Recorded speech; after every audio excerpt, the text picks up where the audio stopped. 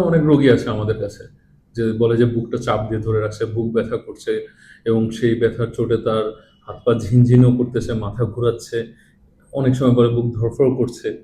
তো এই যে সমস্যাগুলো হয়, এগুলো কিন্তু সবসময় যে নিউরোলজিক্যাল প্রবলেম বা ব্রেনের কোনো সমস্যা বা হার্টের কোনো সমস্যার সাথে রিলেটেড তা না। এটা কিন্তু মানসিক সমস্যার সাথেও রিলেটেড হতে পারে। যেমন আপনি যদি ডিপ্রেশনে থাকেন, আপনার কিন্তু অনেক রকম প্রবলেম হতে পারে।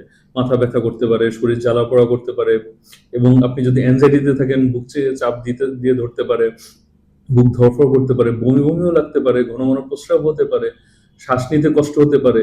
এছাড়া হাত পা ঝিনঝিন করতে পারে, হাত পা কাঁপতেও পারে। এছাড়া মনে করেন আপনার মাথা ব্যথা করতে পারে, মাথা ঘুরাতে পারে। এছাড়া মনে করেন কনভার্সন ডিসঅর্ডারের ক্ষেত্রে দেখা যাচ্ছে যে আপনি মাথা ঘুরিয়ে পড়ে যেতে পারেন, হাত পা প্যারালাইসিস হয়ে যেতে পারে, আপনি হাত পা নাড়াতে পারছেন না মনে হতে পারে, কথাও বলতে পারছেন না হয়তো, এবং এমনকি দেখা যায় অনেকের ক্ষেত্রে দেখা যাচ্ছে যে তার স্মৃতিশক্তিও লোপ পায়। তবে যে আমরা মনে করব যে তার কোনো স্ট্রোক হয়েছে বা হার্ট অ্যাটাক হয়েছে তা কিন্তু না। আমাদের কিন্তু এগুলো সম্পর্কে পরিষ্কার যদি ধারণা না থাকে যে মানসিক রোগী কি কি সমস্যা হয়, তাহলে কিন্তু আমরা এই ক্ষেত্রে দ্বিধান্বিত হবে এবং আমরা দেখা যাচ্ছে ভুল জায়গায় চিকিৎসা নিতে চলে যাব।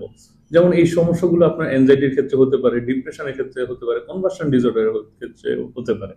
এসব ক্ষেত্রে আমরা প্রথমে যেটা করব, রোগীকে অবশ্যই একজন ডাক্তারের কাছে নিয়ে যাব। সেটা নর্মাল এমবিবিএস ডাক্তার হতে পারে বা মেডিসিনের ডাক্তার যেই উনি হোক, নিতে পারি।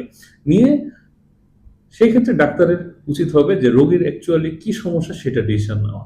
যদি দেখা যাচ্ছে যে রোগীর এই যে সমস্যাগুলো হচ্ছে এটার সাথে নিউরোলজিক্যাল কোনো প্রবলেমের কোনো মিল পাচ্ছে না বা কোনো সামঞ্জস্য পাচ্ছে না, তখন অবশ্যই এটা বুঝতে হবে যে তার এটা সাইকিয়াট্রিক কোনো ডিসঅর্ডারের জন্য হচ্ছে, এবং তখন আমরা অবশ্যই রোগীকে একজন সাইকিয়াট্রিস্টের সাথে কনসাল্ট করার জন্য বলবো। ধন্যবাদ।